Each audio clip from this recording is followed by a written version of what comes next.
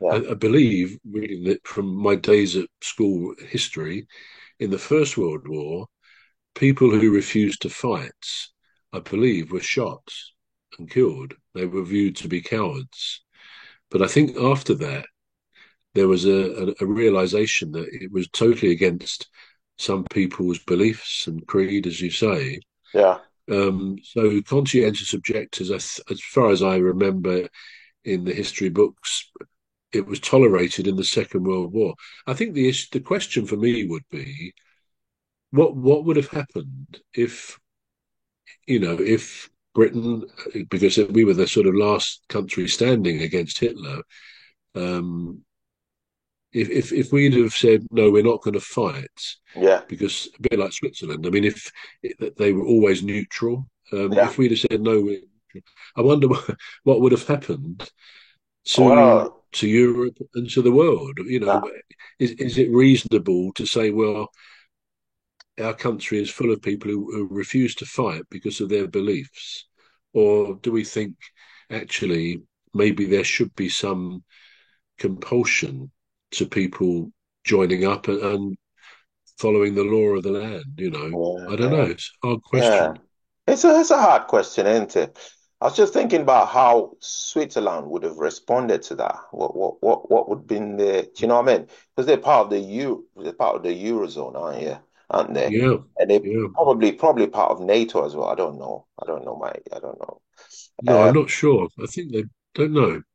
They've they always were, been a neutral all country, right. but and So one they, or two others have as well. I believe Sweden were yeah. neutral, but they're now Huh? accepting. I mean, the other day their leader said he would, in a case of war, Yeah. he would accept American nuclear warheads All being right. stored in his country. So I don't like hearing this sort of comments from leaders, because it shows us, there is a lot of danger that humanity is sort of almost intent on self-destruction. And Yeah. although I don't think personally that's how things are going to go, Yeah. we are a very aggressive species, aren't we? Yeah. Well, hopefully it won't be around that long to see it happen. I'm hoping. Hopefully it happens in like 200 years time. It will be a massive mistake for things to. I'm talking of mistakes. I was thinking earlier about a couple of mistakes. One was it was just after COVID where we were all sort of locked down, Right. and then you were allowed to go out and have a drink in a pub in their pub garden, things like that. And I remember we went there one day, and it was to a pub quite close to me, Yeah. and they got a lovely pub garden, and there were quite a few people there. And of course, every time anybody left, we were all in masks. They cleaned and scrubbed the tables they were sitting at, and so on. And there was a very nice woman. I think she was the wife of the manager of the pub. Very nice lady, and she was quite heavily pregnant when we first went. The first time we went there for a drink, and I don't think we didn't have something to eat. But anyway, we had this drink, and I was sort of chatting to her. Anyway, we went there again as the things were loosened. The rules about going out. We went there again. I would think it was a month or so later, Yeah. and this is one Go this is on. one of those classic mistakes that people make. This lady she came out with a thing to take our order. And I thought, oh, there she is again.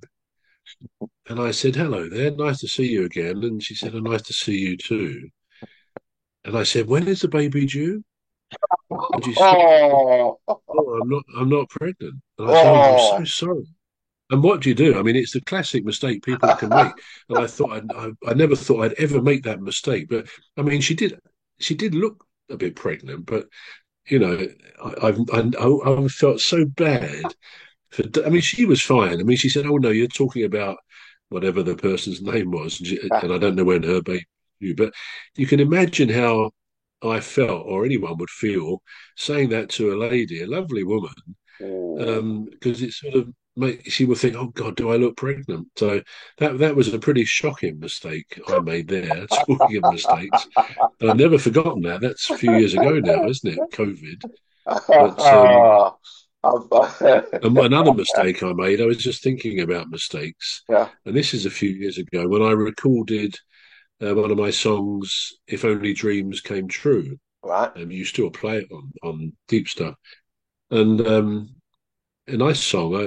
I wrote that about somebody I worked with at the time, but that's not the point. When I was mixing the song, and I was really pleased with the mix and everything, or the way I'd recorded it. Um, and I had slightly different equipment then to do the mixing than I've got nowadays. Yeah, But at a given point, I somehow managed, when I was playing back the final version of the mix I'd done, yeah, to press delete. yeah, And I thought, no, I instantly knew what I'd done. And I thought, oh, that's lost it. All that work. I mean, you think it wouldn't be possible to do that, but it certainly was. yeah, yeah, So I cringingly thought, I'll play it back and see what it's. Because as soon as I pressed, I knew, because I felt the dip in the yeah, mix. I heard the mix, the yeah, dip. So I played it back and I knew roughly where it was. yeah. It was, again, you may not remember the song, but you are playing it at the moment. Right. And it's when I sing the word disguise. Yeah, Can't think of the tune at the moment, but the second time, towards the end of the song, and I listened to it thinking it would completely blot, but it didn't. It got to that point, and it's very quickly and very subtly dips. You can hear this. You can hear something kind of drop slightly, yeah, and I thought, no, I'm not. I can't do it all again. I mean, I was so pleased with how I'd recorded it. yeah, So that was a mistake, but I just managed to save the song. But if you hear that next time, if only dreams came true, um, on Deep Stuff Radio, yeah, listen to the seconds. I sing the line. The disguise is in a line early on, and I yeah, sing it again after the middle bit and towards the end, and you'll hear a little slight dip.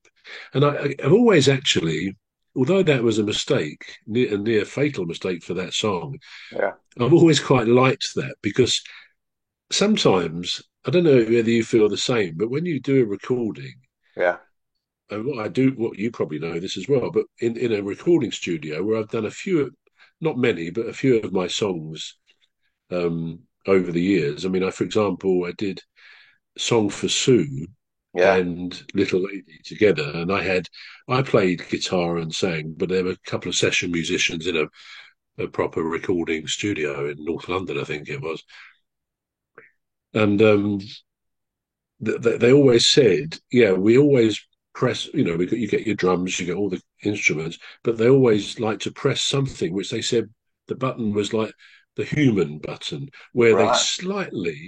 slightly put maybe the drum beat slightly off, just slightly off. Not that you'd really notice, but Yeah, they liked, because otherwise, if it sounds too perfect, it loses something. And I've always understood that I like my songs not to have mistakes in them, but to show that they are genuinely recorded right. without, I'm playing the instruments and singing and all that, and Yeah, not just relying on something electric to. yeah, I mean, I do mostly use a drum machine, so in various ways, and I like the effect of that.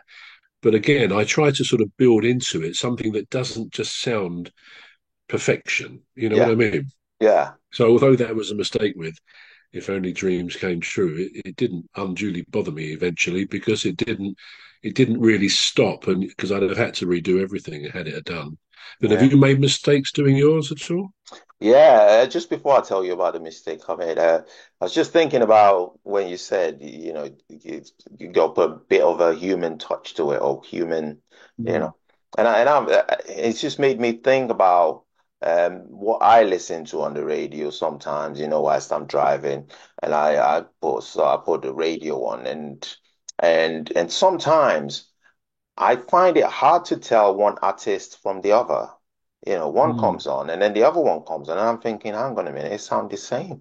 And even the Mm. female ones sound like the male now. And it's sort of, Yeah. yeah, it's sort of like a generic kind of, production or something. It's like everybody, Mm, right? So, uh, I've made one big mistake, and I'm glad I had somebody there to say, mm-mm, don't put it out. mm. Anyway, so I wrote a song, and I don't know why I didn't know this, but anyway, I put the title of the song was Jungle Fever. Um, and somehow it came out as Jungle Fever. All Uh, right. and Yeah. and just like you, I felt really reluctant to then re-record it. And then I thought, yeah, that'll do. I'm moving on to the next track. And then Madeline said to me, she said, "Do you know what jungle fever means?" I said, "No." And then she explained it to me, and I thought, I've got to re-record it. Yeah, not the best title. I thought I've got to change everything about this, and I did, and I'm glad. Yeah, And I don't know why I didn't know what it meant at the time. And I thought, because sometimes you hear certain expressions and you don't pay no attention to yeah. it. Well, I know if you don't know what it means, you don't know yeah, what it well, means. I didn't know what it meant. It happens to all of us. Yeah, Yeah, and when she explained yeah. it, I thought, right, I thought I'm glad you're here, because I would have put that out. Could have been embarrassing, perhaps. Yeah, it could have been That's that. good. It could have been that. It could have worked in a way, but it could have tarnished my reputation actually. But publicity wise, maybe it would have. Yeah, it would have done. Yeah, I mean, talking of mistakes, another Yeah, one which I've only just remembered, but just after we came back from the cruise down to Spain, the next day our oven went. You believe it? I mean, I suppose it was about 10 years old, but it's been fine. Suddenly, completely went. yeah, So the next day, I went down to the local oven shop, Curry's, I think it is, yeah, and there's two types of oven, I gather, which I'm not talking about a cooker as such with the hob on top. I got a separate hob, and that's fine. yeah, So you fit the oven into the gap below, yeah, and they're all the same measurement. yeah. But there's two types. One that you effectively plug in, although the people installing it, they will cut off the plug and fit the wire in, but it's still a plug, 13 amp. And Right. the other one goes into the ring main. Well, I answered the questions the guy in Curry's asked me, and it was due to be delivered on Monday. Yeah. And these two guys came along, nice guys, and they said, "Oh, we'll just have a look first, get the old one out, and so on." Anyway, they called me into the kitchen and said, "You've ordered the wrong one," which is a Oh, real annoying. And he said, "What did they ask you?" And I said, "Well, I told him what switches were there and all that." I mean, he was very helpful, the guy who sold it to me. So yeah. one way or another between us, we got the wrong oven. But anyway, so I ordered the new one. That should be coming this Friday. But at the moment, they still haven't taken off